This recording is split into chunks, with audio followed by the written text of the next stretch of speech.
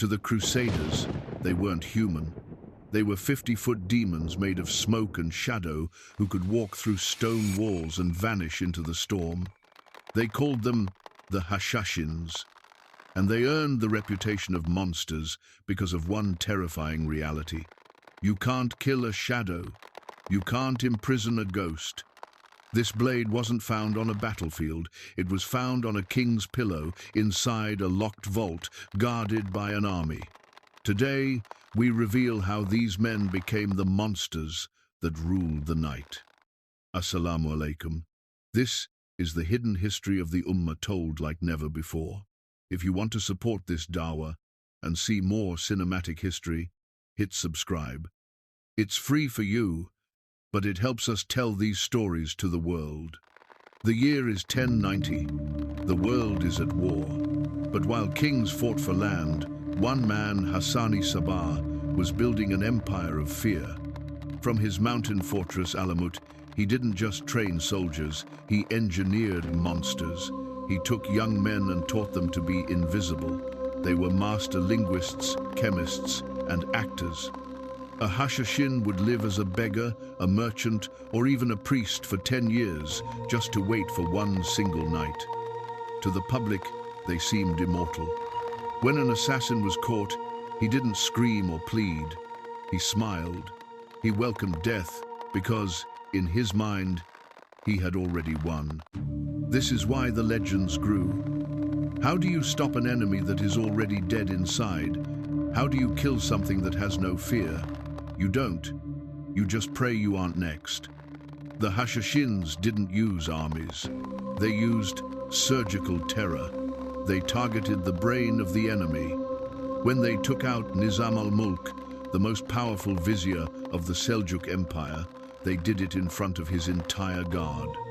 The monster appeared from the crowd, struck, and vanished into the chaos.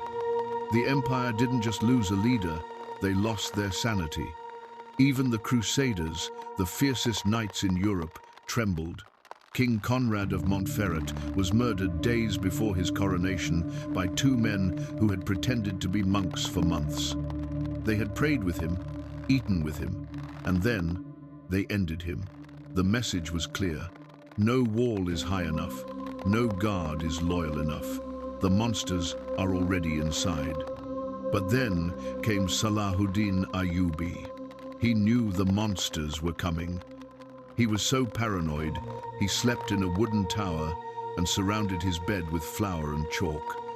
He thought, if they are men, they must leave a footprint. One night, the air in his tent turned cold. Salahuddin woke up. Silence. He looked at the floor. The chalk was perfect. Not a single mark.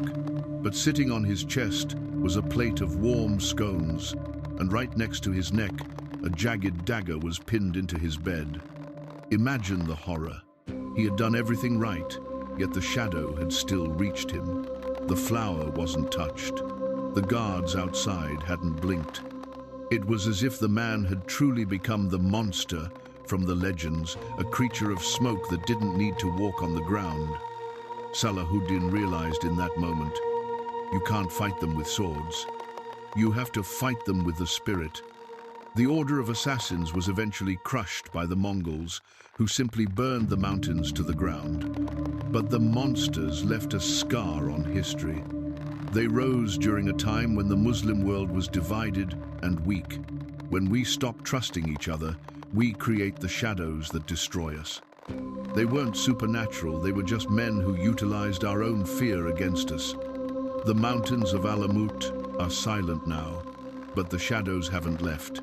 Today, the monsters are the doubts and divisions we let into our own lives. Are you guarding your soul as closely as Salahuddin guarded his tent? O Allah, show us the truth as truth and give us the strength to follow it. Protect us from the trials of the hidden and the seen. Ameen.